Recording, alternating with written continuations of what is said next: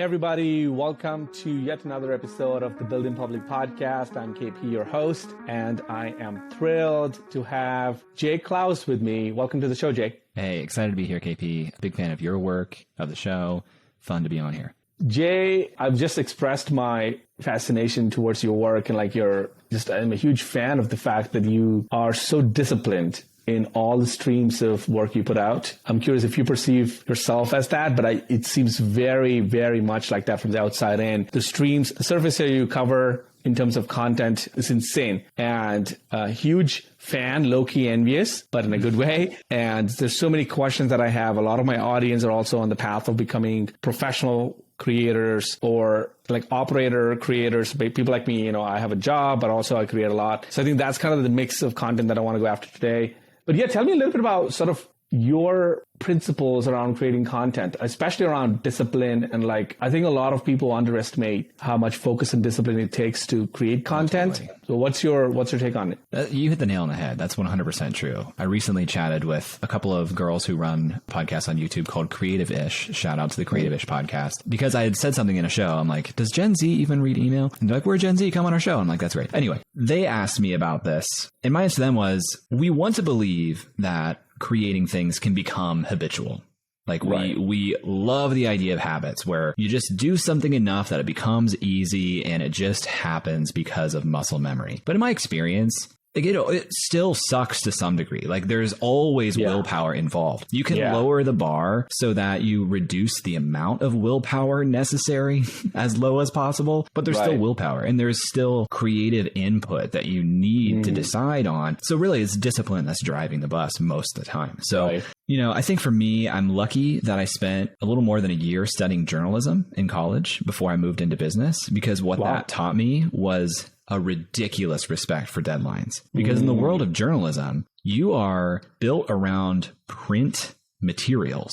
Literally, there's this whole process, high stakes. If you don't have your writing done, your editor can't edit it, which means they can't send it to layout, which means they can't fit it into the paper, which means the paper literally goes out into the world with an empty space. The stakes were so high, and you'd lose your job, by the way. Right. So you just learned that if you are given a deadline for something when you're in a journalistic world, you're going to hit that deadline or you're no longer on staff.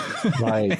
And so I got out of college with just an immense respect for deadlines of any kind. It's just if I said it's going to ship by this time, there's no choice. Maybe the quality won't be as good, but the deadline is the certain thing. And what I've come to realize is people don't have that same respect. So you have to build that for yourself. Because then everything else gets easier. It's not a question of when will I ship this or even really what will I ship? It's how good will that thing be and what are some of the details involved? Right. That's where the fun stuff is. Which is a much better problem to have, right? Because you've covered the basics, which is consistency. Actually, I want to touch on that consistency aspect. There's a lot of questions that I keep getting asked, and I'm sure you feel this every day, is they talk about there's all these nuances around what skill do I need to master as a content creator? What's how do I find my voice and all these, all these skills. But I think the real meta skill that covers, and I'm nowhere close to a professional creator that I know you worked with and the people that you see on a daily basis or weekly basis. But the one thing that kind of got me going and kept me going the last 4 years is I've just been consistent. Yeah. So that to me is the meta skill, right? Oh, yeah. And everything else comes secondary. If you're not consistent, it doesn't matter if you could write like Shakespeare or sing like Beyonce or dance like whoever, or create side projects like whoever. It's just, you're not gonna be part of the conversation ongoing. How do people trip up about that? I know deadlines is one aspect of it, right? But I actually don't have the deadline pressure, but I do have an insane drive to be consistent.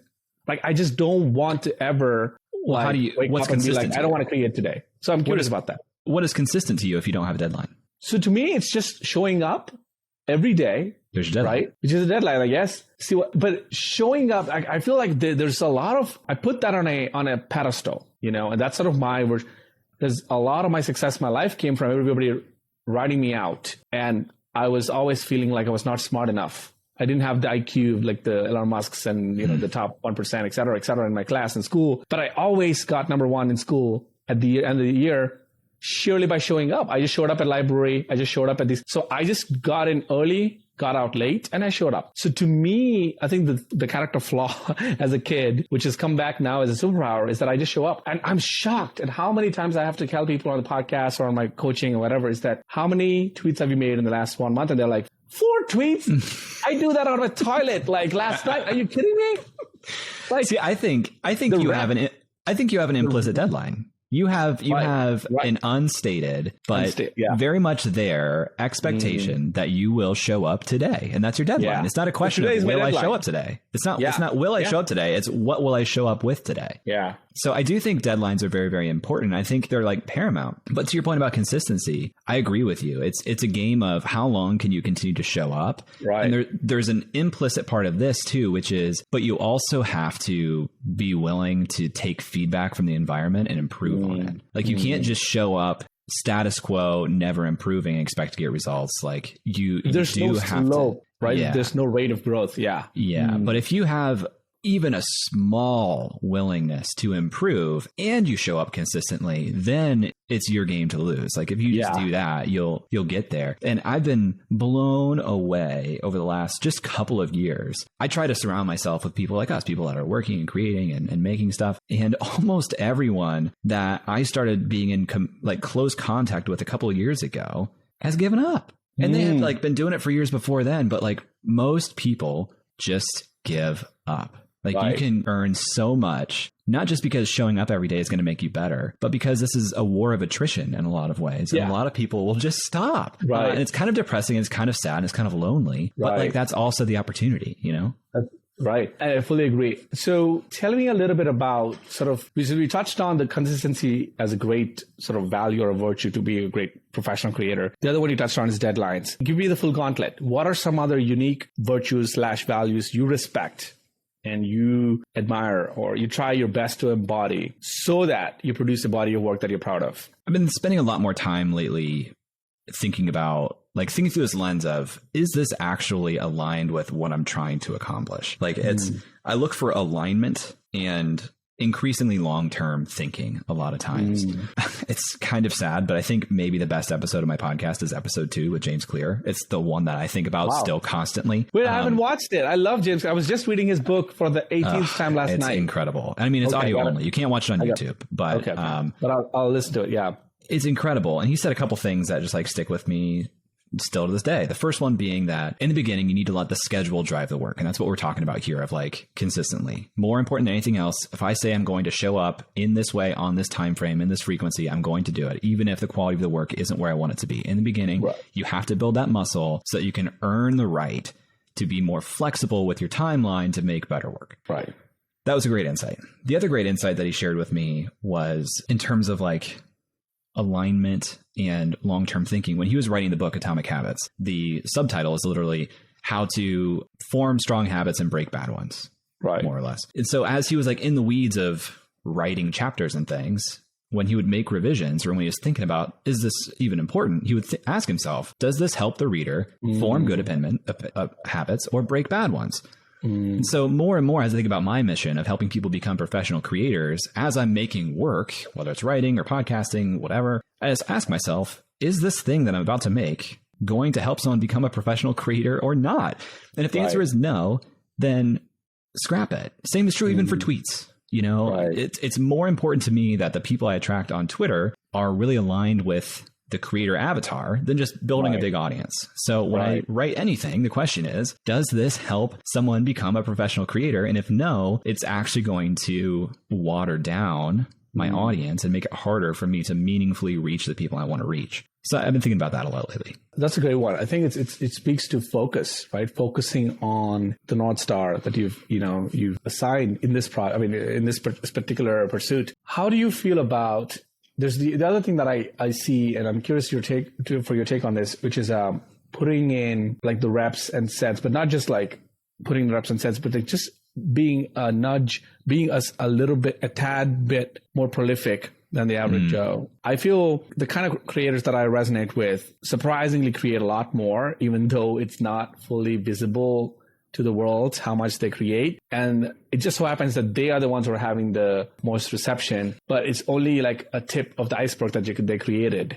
Yeah. You know, one popular example comes to mind. Of course, this is not content creation, but like Peter Levels, a great indie hacker. I think he had shipped 70 plus MVPs, side projects, and the 2 or 3 of them that made like his entire empire work were Nomad List.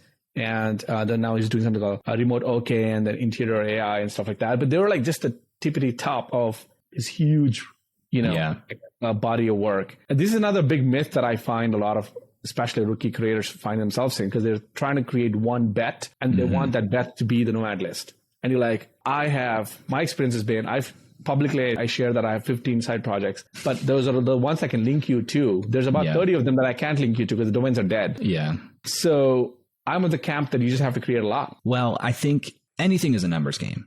Everything is a numbers game. You know, like there is almost no way to lose if you take more shots on goal than anybody else. But they have to be shots on goal. You know, like people think, I just got to take shots. Well, okay, let's take a sports analogy. If you're kicking a soccer ball at a goal, if it's not actually at the goal, it doesn't matter how many shots you take. Like none of them are going to score. Yeah.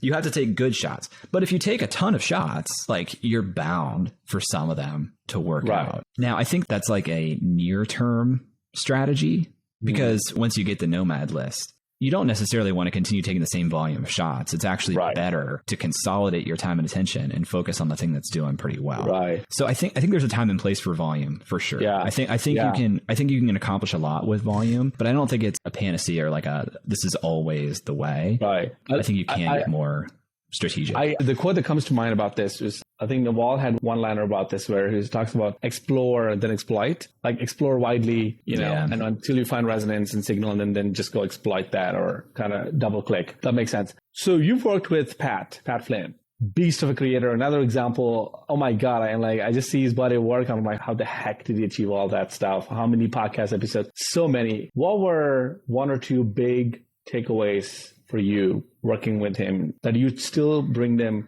into your business today? Well, my answer might be 2 different answers, actually, because the biggest takeaways I had were the team carries so much of the lift.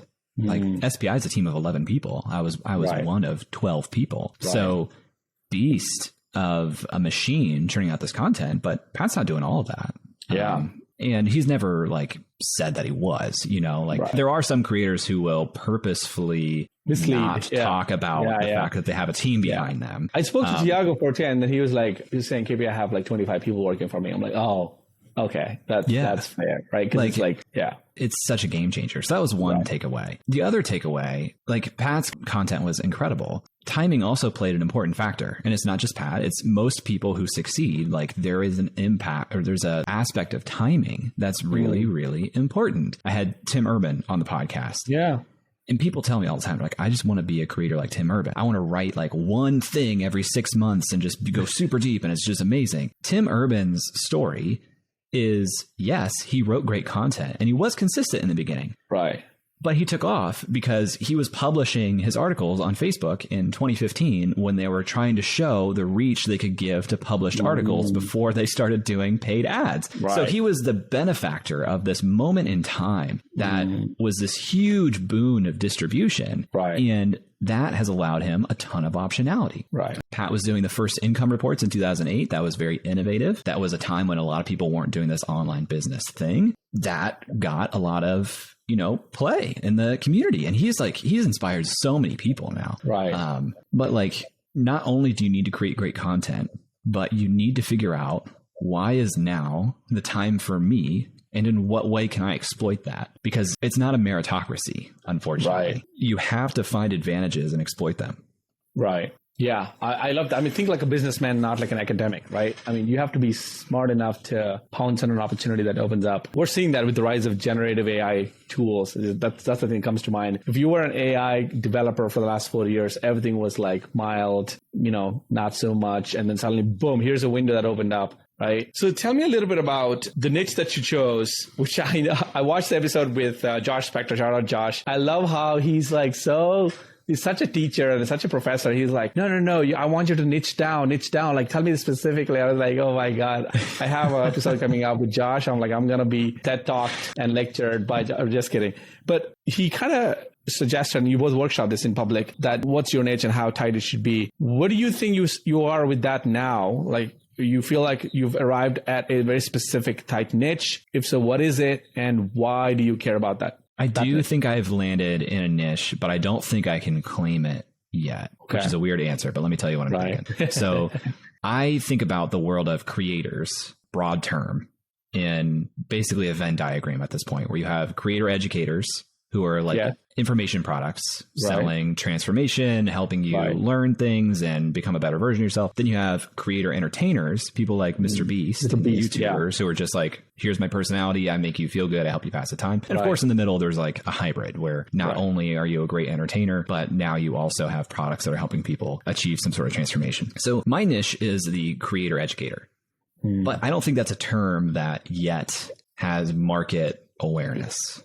So I basically say that I help people become professional creators. My typical pathway is helping people sell information products for the most part, or building things that are like leveraged means of income. And those people typically are what I would classify as creator educators, but I don't think like I can use that in a meaningful way yet. So part of it is me socializing that term and writing about it and helping people start to use it and adopt it. And then hopefully that comes back and like, this is the first guy that was talking about that. That's what I would say I've kind of honed in on. So give me a pitch of, because this is, there might be some segment of my audience who might want to, get into your space. So can you give us a 30-second, 40-second pitch of what's the value prop for this creator educator, that you offer right now? I'm trying to help people build an independent life, or at least the ability to lead an independent life where their work of creating things is adequately paying them for that effort. Because there are a ton of creators who are like putting in a ton of time, but they're not seeing a return on that. And a lot of the people on the entertainment side of that diagram, they are focused on sponsorship, brand deals, AdSense. And the people that I try to serve, I'm like, let's talk about digital products, memberships, courses, affiliate revenue. That's the type of stuff I try to help people learn and bring into their businesses to build. I think it's also it's also much more achievable, I feel. And like much more achievable. It's the economics are a lot easier. Because if you think about like the 1,000 True Fans article that Kevin Kelly wrote like a decade ago, that assumes that people are paying you $100 per year and would buy $100 worth of stuff from you every single year. 1,000 people. 1,000 customers is a lot of customers. $100 profit is a lot of money. So like people on the creator entertainer side of the spectrum, what are they selling that's profiting $100 per year from their people? Because most of the time it's like a low priced thing that they're selling. So the economics just work better for people who are in the creator educator bucket, who are trying to help people make transformation, because that's a literal investment. It's easier to see like, I'll pay you $100 and more than $100 for one product or experience. So I'm one of those people who hasn't taken this seriously, but I have dabbled into that game, and I was blown away when I sort of dabbled into it. I shared this with you at the beginning of the podcast, where I kind of felt, I should have done a better, more refined job. It's part of this is like not just having great peers pushing me to like holding me to a higher standard. So what I'm trying to describe in this context is I shipped something called Building Public Swipe File last year, and I did it so haphazardly, so quickly, rushed into it because I was busy at On Deck, but I built so much social capital and trust with my audience that they kind of forgave me for like a work in progress thing that I shipped. But I was blown away that I made like close to 10K with not much of an effort. I mean, there was an effort in the sense that I distilled my thoughts into pages and stuff, but like I was surprised at the achievability of that, approachability of that outcome. And at the time I had like 10K Twitter followers, and I have a much bigger audience now. I'm like, I can't believe that there's such a feasible thing for someone to go do it, as opposed to landing Nike or Adidas to sponsor your skits on TikTok. I'm like, this is such an easier path, and it's less sexy, right? Because you're still like selling in for products, but who cares? You make money, and you're turning something you're passionate about into a revenue stream. I don't know what sexy is anymore. I know, right? But the thing is too, and this is something I had a conversation with Brendan Dunn recently. Brendan is just incredible, by the way. If you don't follow Brendan Dunn, you should follow him, because every product he makes is like for us. But something he reminded me of is that once you have somebody as a customer, it's really likely they will be a repeat customer. So like the idea, or like the game is, yes, you can have that product and you can earn $10,000 from that launch, but you've also just proven to people that when they invest in something from you, they are glad that they did, which opens up a new opportunity for you constantly. There's a competing tension with that, though, that you don't necessarily want to be constantly creating and launching new things. Upselling too much. Yeah. You can actually build an entire business from one product and do it really effectively. So there is some like restraint you might want to put in place there. But, you know, to me, the perfect business model that's very achievable is like, hey, I'm going to make this free thing that's really kick ass and you're going to give me your email address for it. Right. I'm going to position to you this really accessible, cheaply priced thing that's also kick ass that you're going to give me a little bit of money for. And then if you want to go deeper down the rabbit hole, here's this more intense, in-depth, more expensive thing that you get a little bit more of a personal touch from me. And you can just build a huge business on that. So tactically, this could look like, and then correct me if I'm wrong, a lead magnet ebook,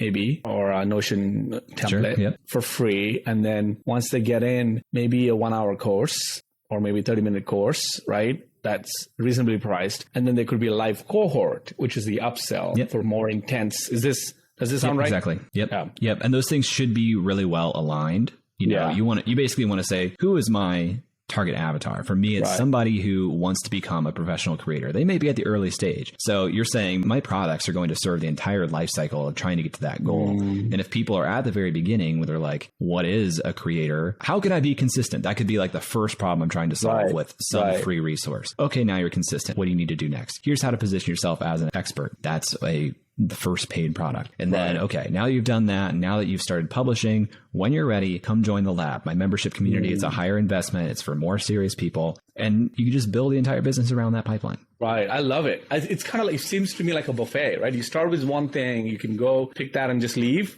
You can go deeper and deeper and it's really up to your appetite. Tell me about the lab. I know we kind of DM'd about this. I loved the launch and the buzz around the lab. There was also a point where you kind of did like a super bold move where you announced that you're capping the number of applications you were taking into the lab, which is bold because a lot of creators in your shoes would be like, I will take more customers and get more revenue. Why not? So quick, introduce the lab to us, to the audience, and then tell us about this specific incident I'm talking about. So the lab is my membership community where I am giving a lot of personal time attention to help people become professional creators or, you know, even improve as professional creators. Because a lot of people have joined are already in that bucket. They've already made this like their full-time thing and they're just trying to be around more people like them. So I launched that because that's my overall goal of what I'm trying to do with my work. But that's also not something I can accomplish with like one product, you know, like there is so much that's contextual to every person, every creator's journey. And also it's just a long time of shipping and improving and getting better and trying experiments. So I felt like the best modality for me to deliver that transformation was something that was more ongoing, and a membership makes a lot of sense. Working with Pat, I actually joined SPI because they acquired a community that I built years before and then brought me in to lead the community team. So I have a background in community. I have this transformation that makes sense as a membership.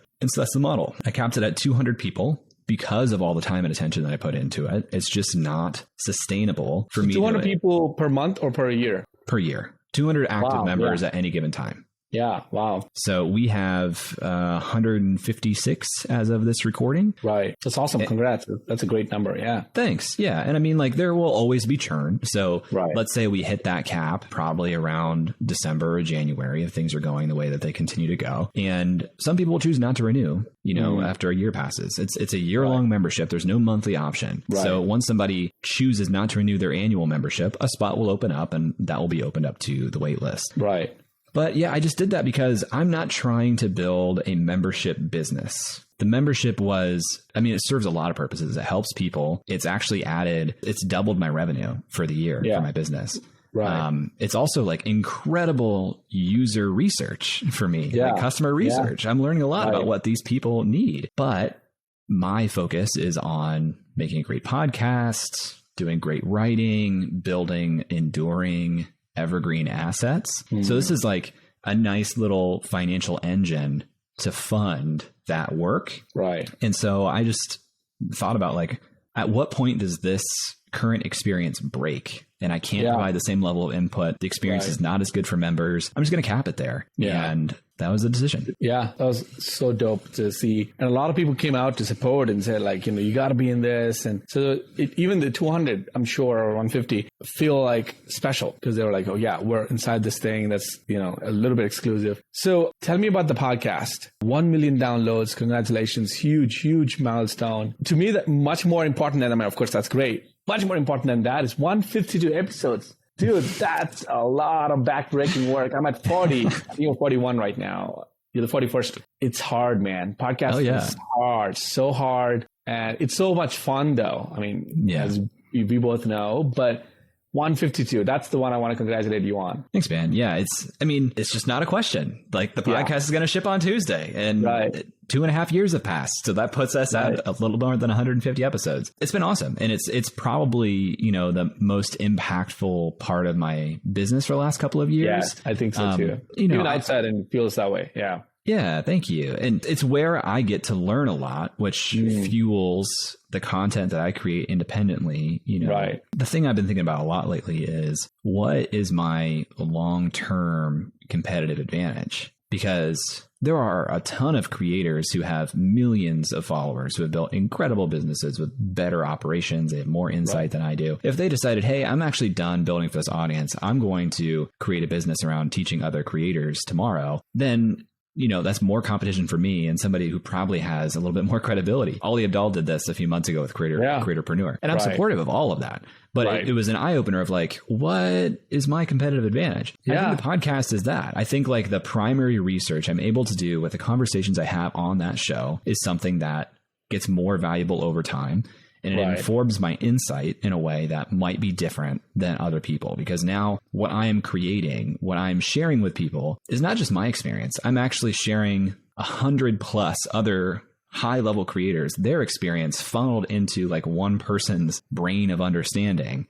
I can find patterns and trends and things. So I'm really investing in the podcast as probably the primary asset or like platform that I'm building, but it's a lot of work. Like we started putting it on YouTube this year, and that's been a great experience and decision. I wish I would have done that earlier. Probably double down on YouTube in general. Everybody I know who is a podcaster says the same thing. Like, oh man, I think for a while YouTube was not like the place you went to for, like edutainment. It was pure entertainment, like TikTok, and some like long videos. But now YouTube's got like a great niche within YouTube, a great subset of audience who are in this edutainment where they want, of course they want like some fun videos, but also they want to learn. Like I'm shocked at that too. I'm like, wow, that's just a crazy pivot. So about the podcast, while still on the topic, what I want to ask you there is, do you remember who was your first guest? I'm sure you know, but who was the first guest that came via a cold email? Was your first guest through a cold email, or was it through a warm connection? Or on the podcast generally? Yeah. Oh, yeah. I mean, my first guest was Seth Godin, and that was a cold email. Yeah. And the second guest was James Clear. Tell me the story. I'm a huge fan of Seth. We both know each other, but like, I'm a huge fan. Tell me, he's one of those people who would reply, so I'm not shocked, but tell me more. I mean, like every guest has been a cold email. So with Seth, he did a program called the Podcasting Fellowship back in 2018. Where it was like, hey, I think you should be doing a podcast. And so take this course. Is under the Akimbo umbrellas. Before they'd done a lot of courses, and like, we're going to structure this program to help you launch a podcast. I had actually already launched a podcast at that point. It was called Upside. It was about a month old. It was interviewing startup founders who are not based in San Francisco. But I thought, well, I want to make this successful. What if I go through this podcast fellowship and still apply what I learn and say like, hey, we're a member of this. So I did that. And for a period of time, we actually got that show featured in like Fortune magazine and a couple other places. So I emailed Seth back in 2018. I'm like, hey, thanks for the podcasting fellowship. As a result, this podcast, our podcast that came through it, was featured in Fortune. Here's the article. Just wanted to say thank you. Didn't ask for anything. Was just like, thank you. He took that and used that on the sales page for the podcasting fellowship. It's like, hey, we've had shows like this come through. And it's been featured in Fortune. So when it came time for me to start recording for this new show, I replied to the same email thread and said, hey, it's been a couple of years. Just so you know, I'm launching another podcast. This is the context. I think you'd be a great guest. He responded in less than 8 minutes. And we had that's one of those. Yeah. and I'm not shocked, but it's such an endearing thing to hear, right? He's one of those people who's he's such a giver. He's he's like an uplifter, you know. He's done that to me personally, so many email replies back and forth. And he's, again, back to the classic example of consistency, right? He's done this for 20 years, writing at 5 a.m. Just mind blowing. I will say, for anyone listening to this, like, yes, I think he does have a rule typically that like a show needs to have 50 episodes for him to consider it. Right. I think I got away with it because I had already built another podcast with 50 plus episodes, but don't be disappointed if you email Seth and he says like, hey, here's my rule. Right. No, I mean, I think that's another thing too. He'll like just be candid, and you know, it's not like you're gonna get a yes. It'll be like very candid and tell you, you know, what he thinks. So I love the Seth example. I was gonna ask you like who was the cold email, but it seems like who was the perfect cold email? Like this still is warm, like because you had some insight or some view into his business or like the podcasting fellowship. Who was one of your first ever absolute cold emails? Man, almost like all of them are cold emails. You couldn't believe that this person landed on your show. Like what got you giddy early on? I have an answer for me, but like, I'm curious for you. The one that still stands out to me is Rishi K. Shirway. Wait, who's that? He's the host of Song Exploder, which is an incredible podcast. Right. That's like the one that still sticks out to me. But that one I did find an intro to. I like cold emailed asking for an intro, and then they did that. Yeah. But like they've all been. I'm looking through the guest list real quick. So what's the lesson here? I'm curious. Like if somebody was starting a podcast today and they're like KP and Jay, I don't know anybody. I don't have a network. I only have 200 followers on Twitter, but I have a good intention and I do want to create something valuable for the world. What's your answer to them? The answer is that cold emails work. You know, again, a numbers game, shots on goal. Cold emails written well are shots on goal. So if you take enough of them, like pretty ridiculous people will say yes. And of course, there's an element of timing here as well. People who are actively in a promotional or marketing state are more likely to say yes than someone that's in a build state. I've gotten a lot of responses from people who tell me, hey, this sounds great. Right now, I'm finishing up this thing. Please follow up. Right. And I get that because now I'm at a point where I'm that creator and people reach out to me and it's like, hey, I'm working on this. Please reach out when this happens. Matt Diavella, I think, was an early one that was like, oh, wow, I can't believe Matt said yes. Nice. But I mean, the key is you want to write an email that's short enough. People can read it with one thumb scroll on their phone. The ask needs to be very specific and direct. They need to know what you're asking for. You need to have as much social proof as you can as to why this is a good use of their time. But also, you can't pretend that this is going to be a good thing for them. If it's kind of a favor to you. Like people can suss that out. So don't be like, this is going to be so awesome because you're going to get in front of 100 new people. Most people that I've had on the show, this show is not moving the needle for them. So like it's all been goodwill. The key is being direct, being personable, also offering them an out. I always say no expectation or pressure from me. Thank you for the consideration. Same thing. I ask them if they have time in the next couple of months. Because a lot of times people send me an email. It's a great email. And I'm like, yeah, I'll do that. And they'll say, do you have time next week? No. Hell no, I don't have time next week. Yeah, it's like, I don't have time 2 weeks from now. I'm protecting that with my life. But if you ask me if I have time in the next couple of months, of course. I consider. Who was the guest you had to wait the longest? Tim Urban, I think. How long? I mean, once I finally even got scheduled, he was scheduled out 3 months later, I think. But to get to the schedule part, how long even to get to the schedule part was like a series of DMs and conversations. I haven't been super good at playing that game. I'm trying to get better at it because the key is you want to have follow-ups. The game of willing to book out far in advance for big name people. Like there are channels you have to work through. You have to think about timing. And if you're like really concerned about your pipeline and like, I got to have stuff for next month, then you can't play that game. I'm not in that position. I've got enough things scheduled and recorded already that I have pipeline. So I need to get better at the game of like, who is the PR person?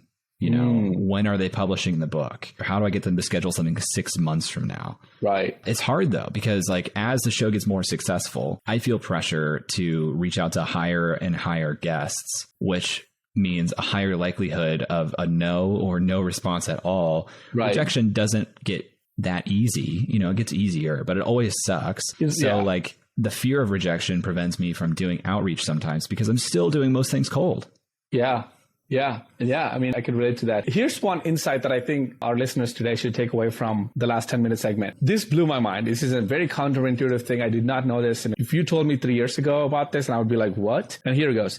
Practically everybody who ever said on Twitter or, Facebook or whatever, saying that I'm writing a book in 6 months, the book's coming out, we'll come do a podcast for you, period. Well, 100%. And I did not know this. If you look at my lineup, I think about 70% of them are authors. And I did not know I would get so many authors, but it would, in fact, to a point where they actually want to be on your show. Even if you have 45 listens, they don't care because they want to sell 8 new books because they're obligated. I mean, not obligated, but like they're really pressured to sell X number of books so that they can meet their minimum bar of whatever advance that they were paid. From there, they make the profit. This is how the, other world works, which I only recently found out, which means they're very, very clearly incentivized to get as many people to buy the minimum number of books, which means they have to do a certain number of shows and episodes and podcasts. So they're much more likely, if they're in the promotional, if you catch them right about the promotional phase, anybody will be happy to come on and do not anybody, maybe not Barack Obama, but I'm saying like most of the people that you think are out of reach are actually within reach if you just ask them about the book. Yeah. And beyond the advance, which is a really good insight, there's also a period of time, like all pre-sales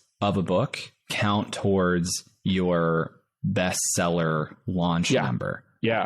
So they're always like blitzing pre-sales. Yeah. There's also, I feel like this.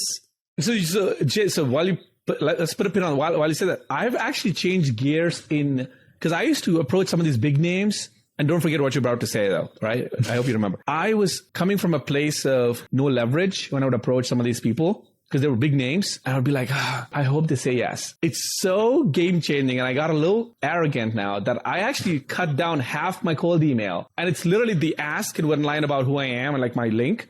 Because I'm like, I know this is important for you. And that's such an unbelievable insight. It makes you feel confident as a host because you're on the same level playing field because you're doing them a favor. I mean, not a favor, but like you're at least on the same page. But in the past, I used to be like, oh my God, this is like a godly figure who just bestowed my podcast. But that insight changed the game for me. It's like, it's actually good for them to do as many episodes as they can, especially with diverse audiences. Right? If they're not all the same kind of groups. But anyway, I just felt more confident and felt like more leverage after I learned that insight. So back to you. Sorry, what was the point you were trying to make? I was just to say, have you ever been to like an in-person conference? I'm sure you have. Yeah.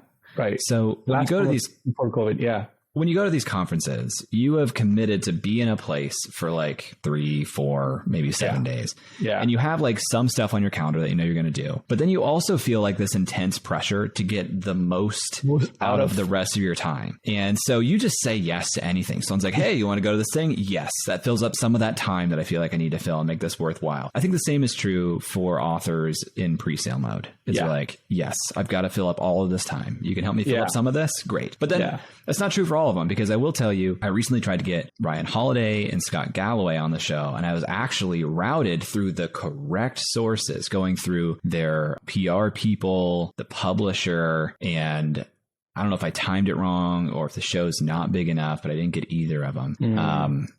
So there is there's always that chance of not. I mean, that's another thing too. Another insight that I'm sure you feel now with 150 episodes is it's still a TBD. I sometimes write these emails. I'm like, I still don't know. Oh yeah. And I feel like a child playing the roulette or one of these like silly. I'm like, I don't know what I'm getting. What kind of candy am I getting out of this machine? Right? It could be yes. It could be a ghosting. That ghosting sucks. Hurts. Actually, I feel ghosting hurts more than no, because no clears my my brain mental capacity and I can move on. The ghosting is what gets me. I agree. Ghosting sucks. It's fun though. If you send. So one habit I've tried to get into is, I used to say, hey, if you're interested, reply, I'll send you the scheduling link. Now I put the scheduling link in the email and say zero pressure or expectation. Yeah, same. And the great thing that happens is sometimes I'll just get an email from SavvyCal like, hey, new interview scheduled. It's this guy that you never expected to say yes. Right, me too. Like, they just started over. Yeah, they had a conversation with the publisher and they're like, yeah, I need to hit the sales again. No, I think, you're right. I mean, I've sometimes been surprised, like, wow, SavvyCal shows up like at 4 a.m. my time or something. I'm like, whoa, somebody wants to have a chat. But the elasticity of your calendar and schedule is another thing that I didn't know going into it. I thought like everybody who were doing a weekly episode were like all the ducks were in a row and like everything was flowing smoothly. Until I got to like number 30 episode or 32 or something, I'm like, it doesn't matter. just record the thing with the person when you can and put it in the order that you want, more convenient for you. Whereas I used to do the opposite, which is like an idiot. I used to schedule everything in the way that they appeared to the interviews with me. So now it's like, it doesn't matter, right? Nobody knows. Get way ahead, schedule as you want, because then you can also ask the guest at the end of every interview, like, is there any particularly good timing for this for you? Oh. Because sometimes they're like, yeah, actually, if you could put this out by this time, it's a great gift to give them at the end of the interview. Yeah, I haven't thought about that. That's a good one. Okay, so one last question and then we'll wrap. Tell me about your lessons and insights that you've learned about sponsorships for the podcast. So let's say I'm a rookie founder. I'm a rookie podcaster, just started a podcast. I had like 10 episodes. Do I broach the topic of getting a sponsor at all yet? Or do you want us to get enough reps in the sets? What's your approach? How do you lock in sponsors? So there are two games you can play in the sponsorship world. The one is the CPM game, which is cost per mila, which means cost per 1,000 impressions. You can't really play the CPM game unless you're doing millions, 10,000 downloads per month, probably. Okay. Because it's just not going to give you much money and people won't take you seriously. So if you're not at that level of like 10,000 plus downloads per month, the sponsorship game you want to play is like a per episode baked in ad that will live there enduring. And then you want to ask yourself, who wants to reach my audience?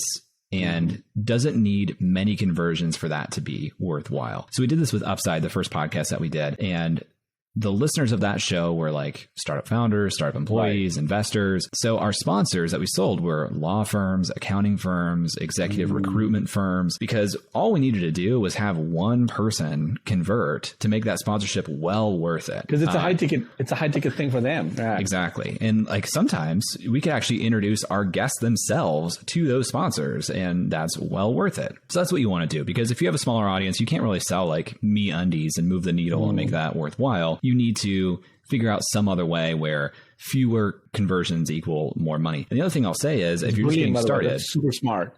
I never heard that say, but I mean, you want people to renew.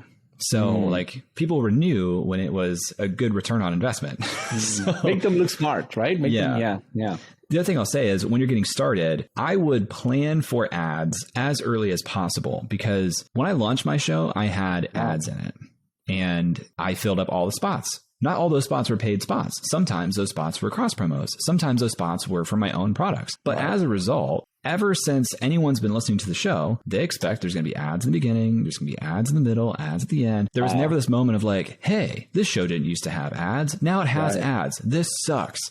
If you just plan and make that part of the format from the beginning, then nothing changes and people aren't upset about it. I love it. Another counterintuitive insight. I definitely think a lot of people think the opposite of this too, So brilliant. Thank you so much, man. I know we're at the end of the hour. I want to say thanks for your time, for your insights, and just your energy, man. I love it. Thanks for being on the show and hope to see you again. Yeah, man. Thanks for having me. It's fun. Awesome. Bye. Take care. Bye.